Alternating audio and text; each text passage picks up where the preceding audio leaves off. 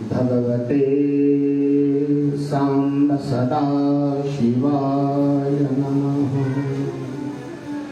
ॐ नमः शुभं कुरु कुरु शिवाय नमः।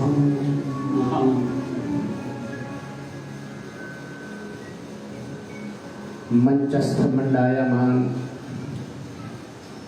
समस्त विद्वान मंडली महानुभाव, व्यासपीठ पर विराजमान पुराण विद्या के पौराणिक महापुरुष, प्रवक्ता महोदय तथा भगवत स्वरूप आत्मस्वरूप प्रातः स्मरणीय वंदनीय स्वामी मंगलानंद जी महाराज, आत्मस्वरूप समस्त श्रोतावृंद, भक्ति स्वरूपा श्रद्धामयी वात्सल्यमयी करुणामयी समस्त माताएं। मैंने कल भी बात बताई थी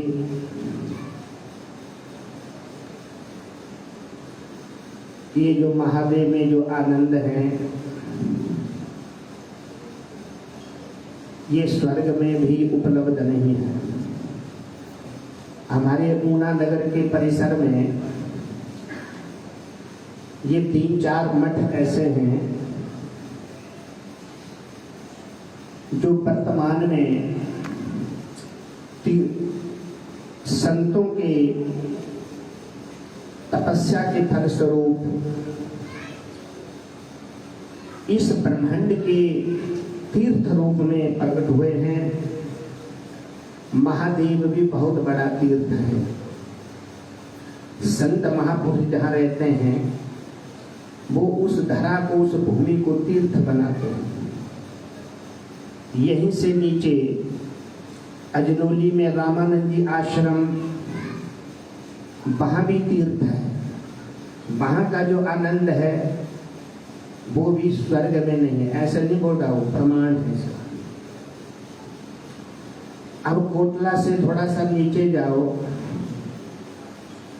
पातका मंदिर मठ, किसी समय में इस स्थान की बड़ी महिमा थी।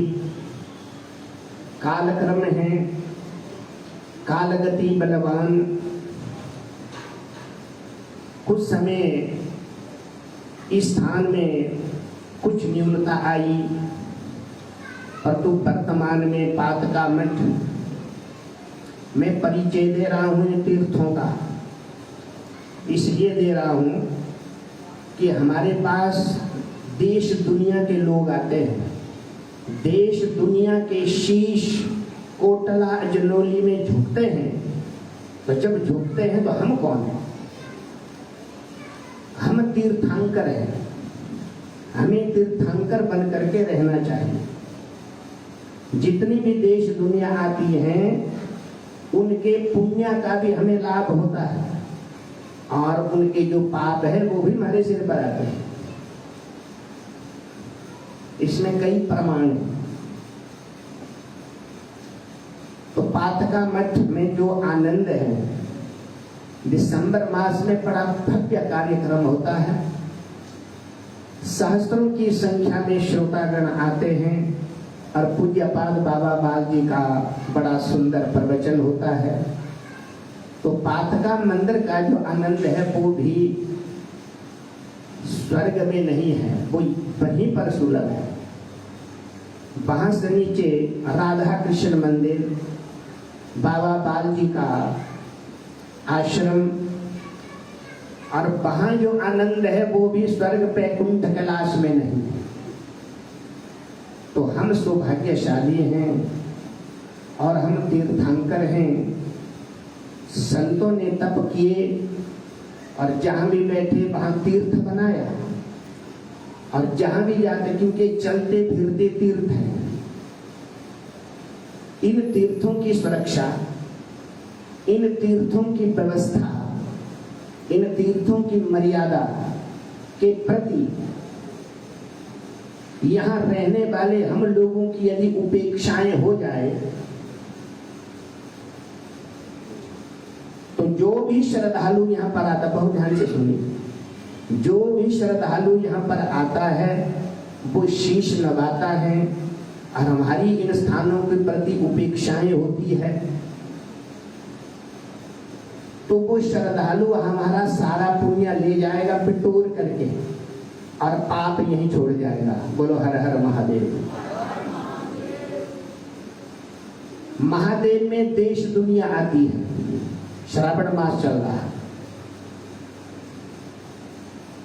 बाबा बालजी के आश्रम में प्रायः भारतवर्ष के सभी प्रांतों से दुनिया आती है और हम जो उनके परिसर में जो रहने वाले हैं, हमारा नाम है तीर्थंकर। तीर्थम करोति इति तीर्थंकरः।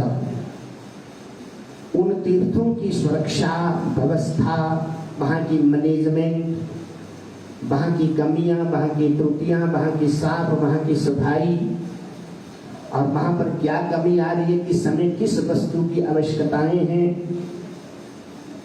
वो सब वहां रहने वाले लोगों को देखनी चाहिए।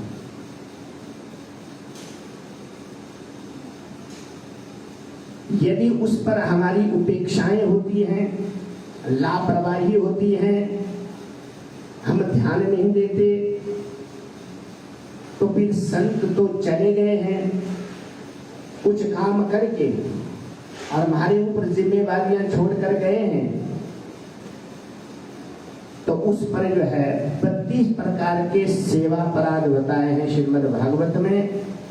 सेवा अपराध है 32 प्रकार के, यदि गनाऊं तो 3 घंटे का प्रवचन है। और नामा अपराध है 8 प्रकार का।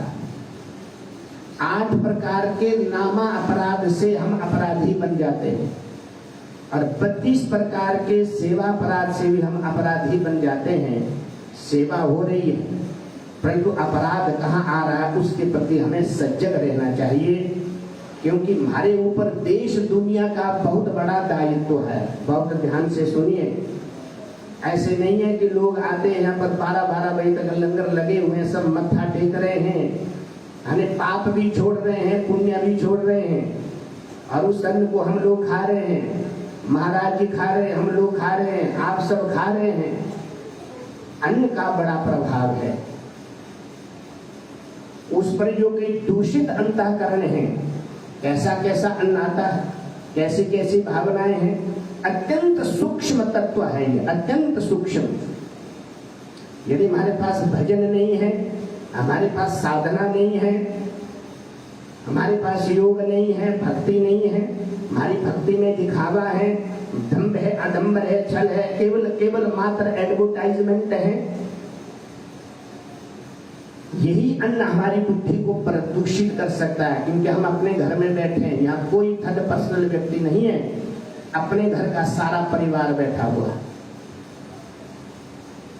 हम बड़े बड़े आचार्य बने हैं, घंटी बजाते फिरते यहाँ पर अन्न खा रहे हैं, सब दान का आ रहा है। हमारी मन बुद्धि को पुरुष का प्रभाव पड़ता, अनुभव सिद्ध है, अनुभव से बोल रहे हैं। इसलिए आश्रम की किसी भी वस्तु का दुरुपयोग नहीं होना चाहिए। यदि झाड़ू की तिल्ली भी यदि कहीं पर पड़ी हुई हो, उसको उठा करके झाड़ू में वहीं पर उसको लगाओ। कोई भी वस्तु, किसी भी वस्तु का सदुपयोग नहीं होना चाहिए, क्योंकि परमात्मा झाड़ू की तिल्ली में भी है भगवान शिव। यदि शिव की व्युत्पत्ति करूं तो बहुत समय लगेगा, लिंग की व्युत्पत्ति करूं तो समय लगेगा, और व्यासपीठ से तो आप सुन ही रहे हैं।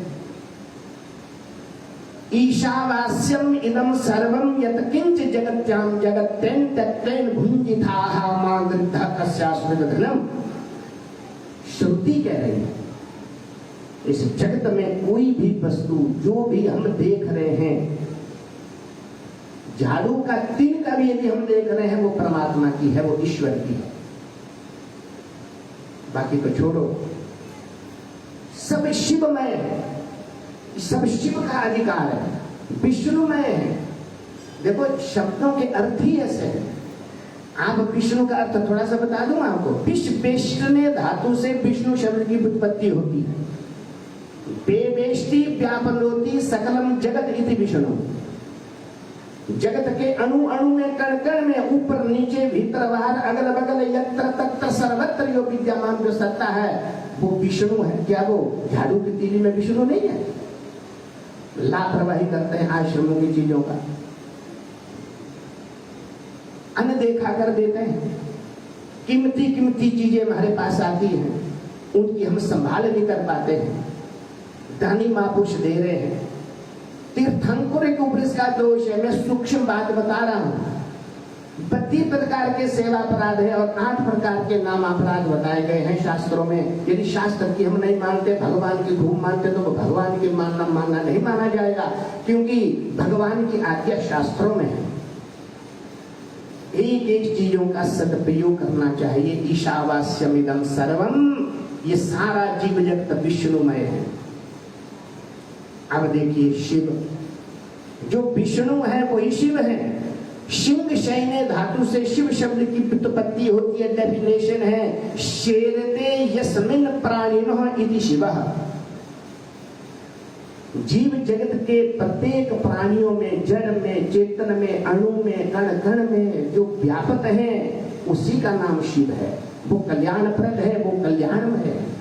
अभी बताएंगे आचार्य जी कोटि रुद्र संहिता में जब शिवलिंगों का जो वर्णन आएगा, वहां पर एक चरलिंग की महिमा आई है। चरलिंग, हम आप सब यहाँ पर बैठे क्या है, चरलिंगों में आते हैं सब। लिंगों की अनंत महिमा है। पहले तो ये शरीर ही लिंग है, शरीर को लिंग समझना पड़ेगा। अरे लिंग का भी हम उल्टा पुल्टा अर्थ कर लेते हैं। और कई लोग तो ऐसे भी देखे हमने, हमारा जो प्रजनन्य रूप अश्लील अर्थ में ले लेते हैं, अपराधी है। लीनम परोक्षमर्थम गमयति साक्षात्कारयति बोधयति इति लिंगम। यह लिंग की डेफिनेशन। अब शिवलिंग 2 शब्द है। अथवा निलीयते उत्पद्यते इति लिंगम, जिससे ये सारी सृष्टि उत्पन्न होती है और सारी सृष्टि जिसमें लीन हो जाती है उसका नाम लिंग है। हम जितने यहाँ पर बैठे हुए हैं सारे शिवलिंग है। जब चरलिंगों की स्थावर लिंग है, चरलिंग है, बाणलिंग है, पार्थिव लिंग है, अनंत अनंत महिमा भगवान शिव की है। ये लिंग जो है भगवान शिव ने बनाया हुआ है, पंच भौतिक तत्व से बना हुआ है। तो कहने का तात्पर्य यह है कि परमात्मा सर्वव्यापक है, परंतु हमारी बुद्धि में कुछ बात नहीं आ रही है। हम बोलते कि यही जो शिवलिंग यहाँ पर खड़ा है, इसी पर जल उड़ेल उड़ेल करके दिन रात भगवान को चैन नहीं आ रही। बड़ी अच्छी बात है, श्रद्धा है हमारी, इसको अन्यथा नहीं कर सकता है।